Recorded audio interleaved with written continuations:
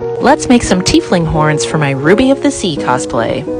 These horns are heavily inspired by the Insomniac's Dream tutorial on YouTube. I highly recommend you check them out if you want more detailed instructions.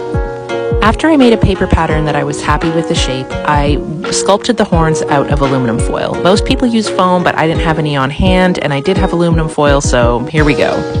The foam would be a smoother finish, but I'm okay with the horns being a slightly more like organic shape. I'm okay with that.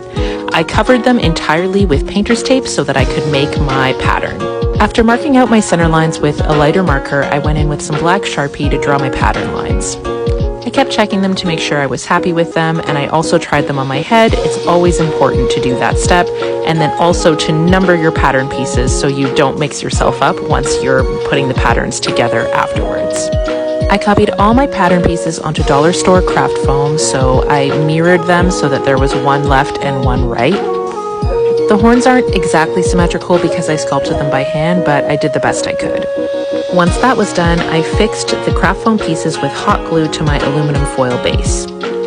This is partly why people use foam. The aluminum foil won't adhere to the hot glue for very long, but that's okay because we'll be covering this all with worbla later. Also, the foam tends to be a little bit lighter. Tomorrow's part 2 where we'll be covering these with worbla.